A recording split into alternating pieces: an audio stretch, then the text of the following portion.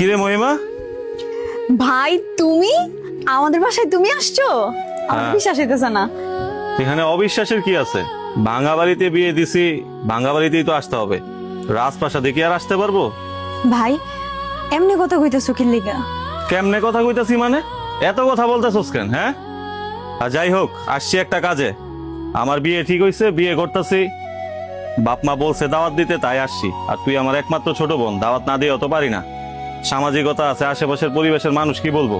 বলবো যে বোন আসে নাই, এই কারণে বোনটা দাওয়াত দিতে আইছি। আর একটা কথা, বিয়ের মধ্যে তুই যাবি, তোর জামাই যেন না যায়। আমারে যাইতে কইতাছো অথচ আমার জামাইরে না করতাছো, কথাটা কেমনে জানি কইলা? কেমনে কইতাছি মানে? কথাগুলা কি তোরে বাইঙ্গা কইতে হইব? ঠিক আছে, তারে বাইঙ্গাই বলতাছি। তোর জামাই একটা রিক্সাওয়ালা। এলাকার এমন কোন মানুষ আছে তোর জামাই রে চিনে না? সারাদিন রিক্সা নিয়ে এখান থেকে সেখানে যায়, এই এলাকা থেকে সে এলাকা যায়। আর আমি হলো গিয়ে এই এলাকার পাশের এলাকায় বিয়ে করতেছি। মেয়ে হচ্ছে একজন ডক্টর।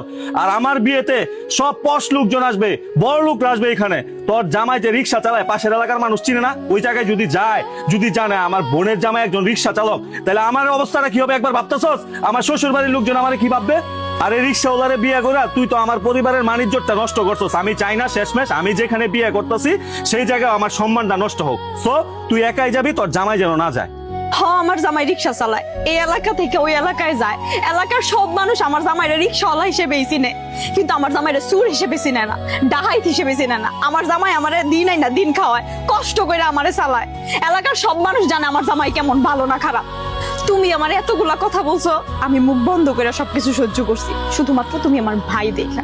অন্য মানুষের সাহস হতো না এতগুলা কথা কয়। আর তুমি কিভাবে ভাবছো যে আমি তোমার বিয়েতে যাবো, তাও আমার জামাইরে সারা? তুই দেখতেছি আমার মুখে মুখে কথা বলতেছস।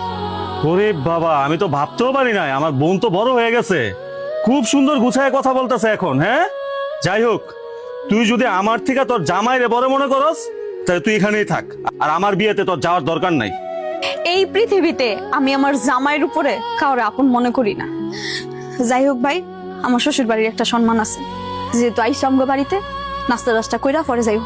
আয়। তোর কথা শুনে না আমার হাসি পাইতাছে।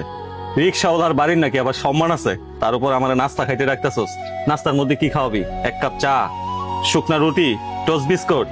আর শোন, আজকে থেকে মনে করবি তোর কোনো বড় ভাই ছিল না, তোর বড় ভাই মারা গেছে।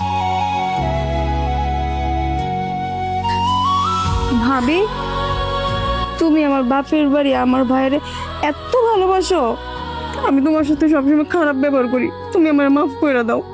শুনবই, একটা মেয়ে তার মা বাপ ভাই বোন পরিবারের সবাই সাইরায় স্বামীর বাড়ি আপন করে। আর একটা মেয়ের কাছে তার স্বামীর বাড়ি তো হচ্ছে সবকিছু। তোমরাই তো আমার আপন।